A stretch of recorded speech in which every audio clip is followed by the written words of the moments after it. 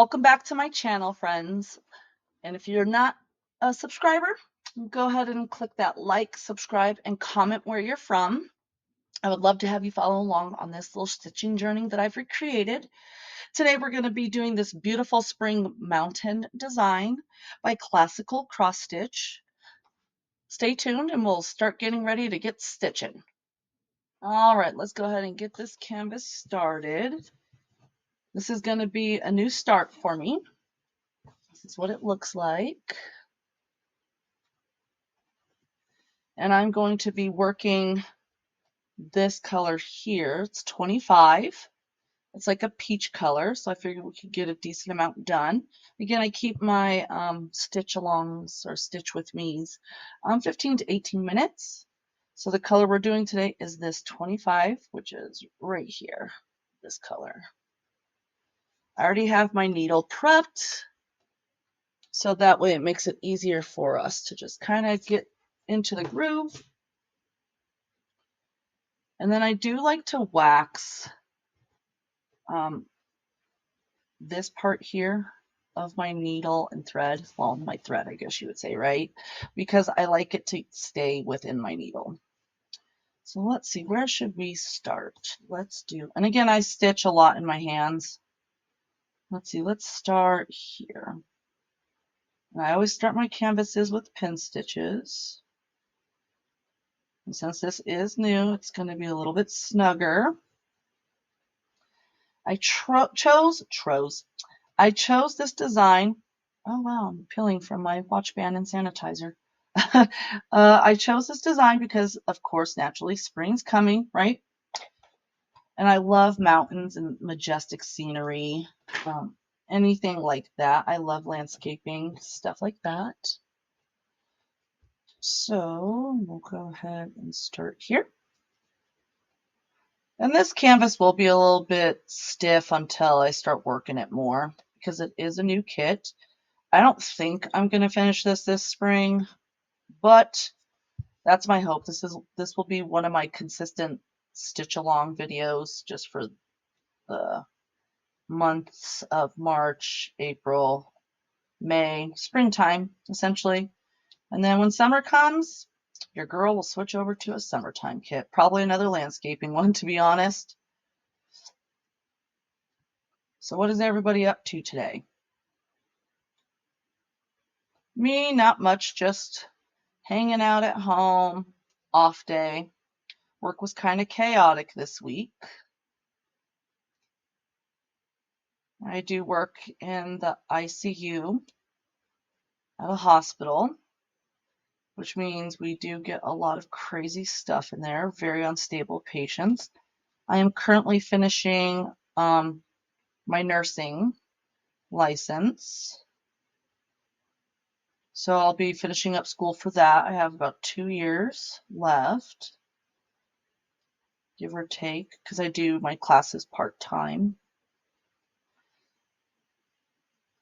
What does everybody else do for work? Anything interesting?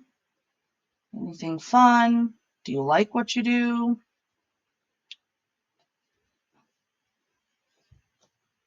What about for fun activities besides cross stitching, right? Because here we are. When it's warmer out, I like going out and about. I like sitting outside. I like gardening. I'm excited that gardening season is starting again because we grow a lot of our own food. Sorry, I accidentally hit the space bar on my keyboard there. This year, we plan on growing, I'm going to do some carving pumpkins. I have a lot of space on the side of my house that gets a lot of sun. That'll be perfect for. What else am I going to grow? I already have my garlic planted, my onions. We're going to grow tomatoes. We're going to grow, I have different hybrid peppers that I accidentally hybrided myself last year. And it's a cross between a jalapeno and a bell pepper. And surprisingly, It's spicy like a jalapeno, but sweet like a bell pepper, which was kind of weird. So I harvested seeds from those plants and I kept them. And of course, we'll be doing bell peppers again. We'll be doing 2 different types of tomatoes. We're going to do Romas and cherries. What else? We're going to do some potatoes. And also flowers, of course, because I need those pollinators, right? Let's see. I have roses in my garden. I'm going to do sunflowers along the border of my house just for privacy purposes.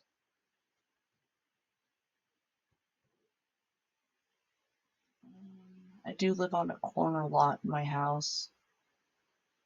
So when summertime comes, I create a lot of privacy with my garden because a lot of people walk by. I do get a lot of compliments about my flourishing garden, but I just don't like people seeing me in my backyard. I do hang out in the back and I'll read under my umbrella or towards the later afternoon because my backyard gets afternoon shade.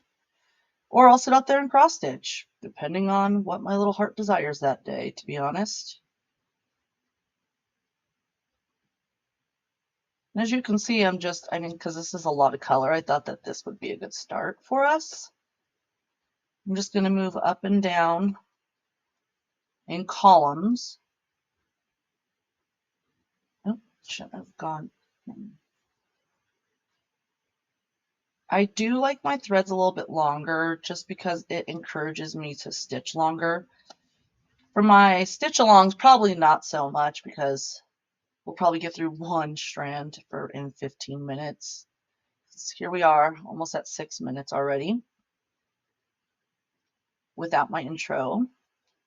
So going all the way down.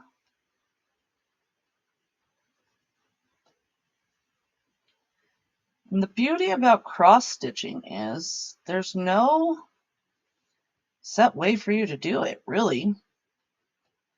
You just got to make those X's look nice on the front. If you don't want to make the back look nice, that's okay too. As I've said in some of my previous stitch alongs and reviews, man, when I first started, it was interesting to say the least. My X's were atrocious. My stitching on the back looked like somebody threw up on the back thread. I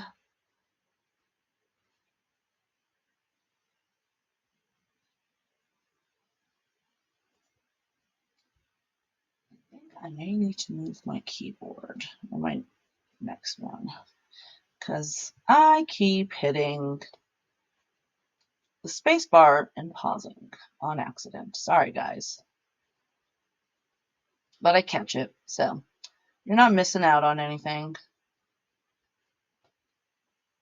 As my thread gets shorter, I'm sure that won't be a problem.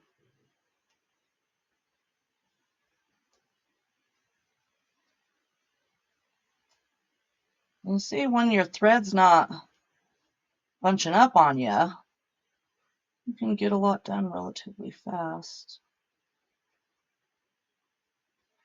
This is my preferred method of stitching smaller canvases that I can handheld. I only like frames and scroll hangings for larger pieces, and that'll be mostly because of our channel here. Just because it'll make it easier for you guys for stitching.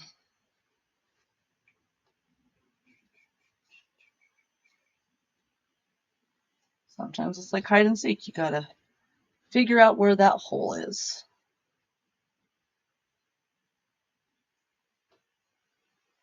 And again, I'm just working in columns, as you see.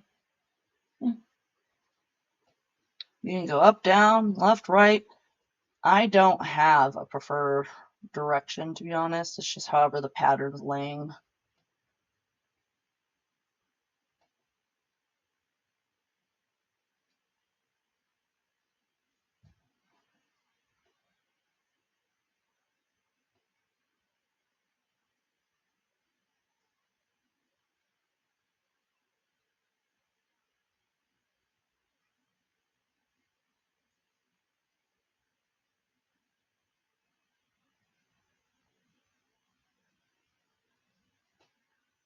I did do a review on this particular pattern.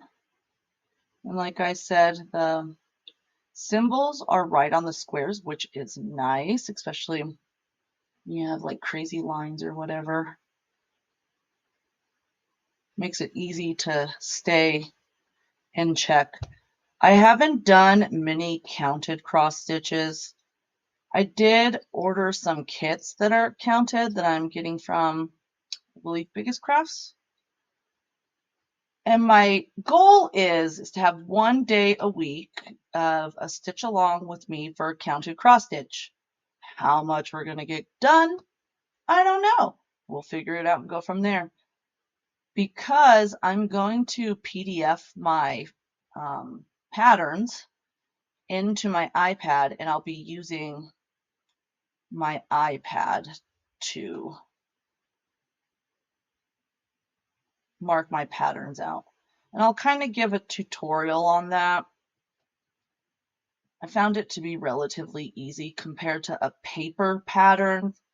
Technology has come so far that it's made it relatively easy for us to be able to, you know, do our craft with ease without having to keep track of paper and everything else. And then these stamped cross stitch kits, boy, oh boy, do I love these things, because I have an attention issue. I have ADHD. I'm going to be 100% with my followers here. Sometimes with counted cross stitch, I will forget where I am at, or I'll get ahead of myself. So counted cross stitch videos will be probably closer to 30 minutes, simply because it's going to take me a lot longer to get the same amount of work done as a stamped cross stitch.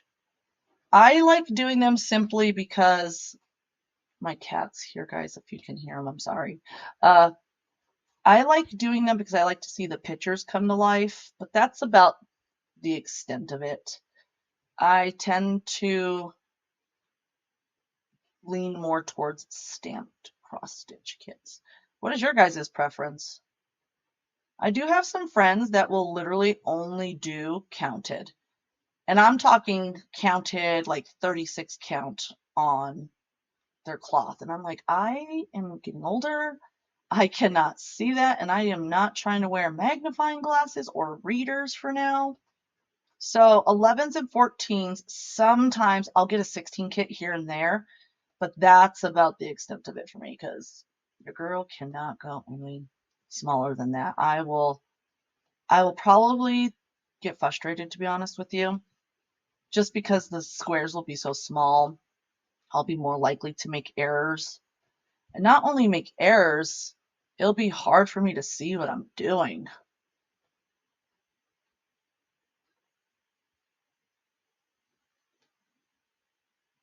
I think maybe in my next one, my next stitch along, I will put my camera down a little bit more so it's more of a zoomed in feature when I'm doing my stitching, because it seems like this is working. It's just a little too high for my liking. Again, this is all new to me. I'm learning as I go, which I'm kind of impressed that I have learned as much as I have, because it's a lot of stuff to learn when you're creating social media accounts for your hobbies. I don't know how those YouTubers, the ones that do like face-to-face ones, like I watch a lot of criminal podcasts and like murder podcasts just because I don't know why, to be honest. I find them interesting. I don't know how those girls do all the research. They put in all these hours for research, and then heaven forbid you have to show your face on camera, because I'm going to be honest with you guys, I'm sitting here in my pajamas. That's one of the gloriousness of this craft, is you're just seeing me with my hands. You're seeing me review a product. You're seeing me review a kit. And we're just kind of talking and chit-chatting and going along. We could both be in our pajamas, and we could both be drinking coffee or tea, and no one would ever know. So for me, that's what really appealed to starting a social media, was I don't have to get ready every day. I can just bust out a kit, get started on one for us, sit here and chat to the camera, make some new connections, and knock out some of my projects. All right, I'm going to finish this little section here, and we'll probably be wrapping up, it looks like, according to my counter here. Let's see. 2 more rows after this. And see, when your thread doesn't keep knotting on you, sometimes it does because it's just the way that I stitch, it doesn't dangle. So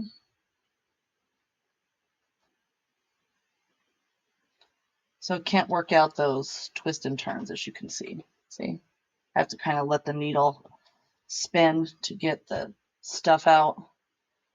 There's this. We've got 2 more rows after this, and then we'll be done. I have some big projects that I will be working on that I'll probably be introducing here in like the next couple of months.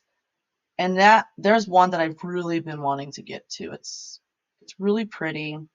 And now that I have a YouTube channel, I feel like I'll stay more committed to completing one of my big ones. And I'm going to be ordering some scroll frames and a stand, so that way we can stitch together.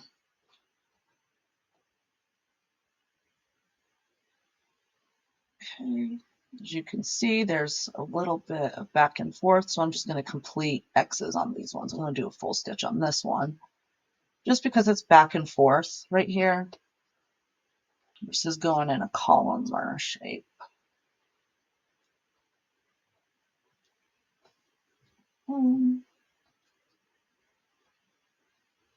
My cat is being mischievous because he knows I'm being distracted. Jake, no, no. See, you get distracted and then your thread does this. It's okay though, no big deal. No worries here. It's an easy fix. Just gotta pull one of my strings like this. So this is what I'll do. I'll back my thread out and see, for some reason it kind of got a little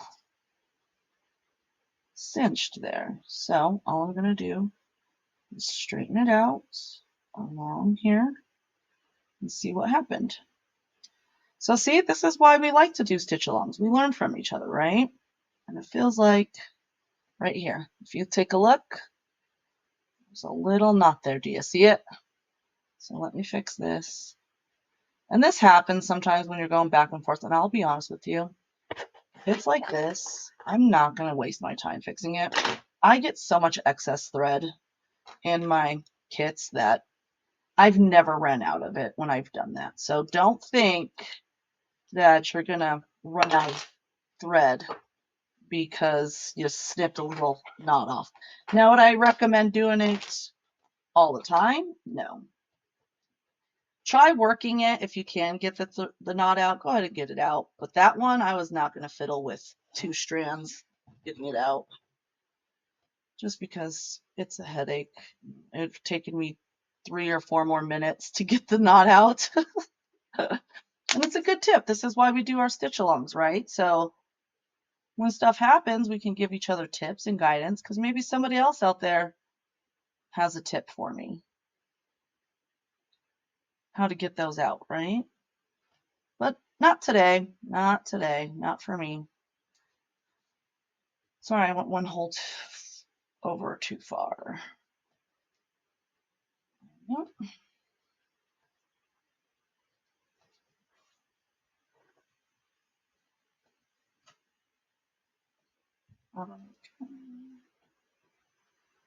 Nope, too far.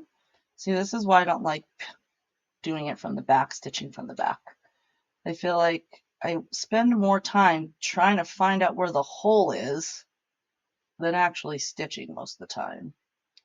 That's just my luck, though.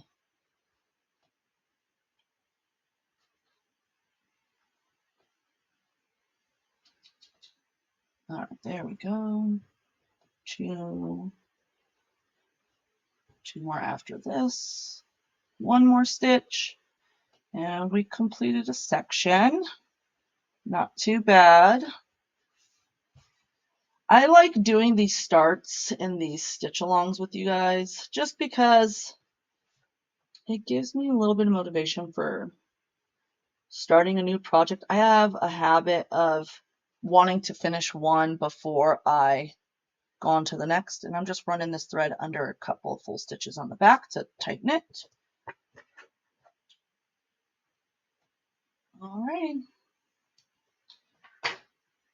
All right, and then what I'll do is, because we are working on color 25, I will go ahead and put my thread right here in 25. So that way I know next time where I'm starting. Oops, sorry. There you go. Okay, well, that's it for this one. All right, that concludes this stitch along from Classical Cross Stitch Spring Mountain. Thank you for joining me today.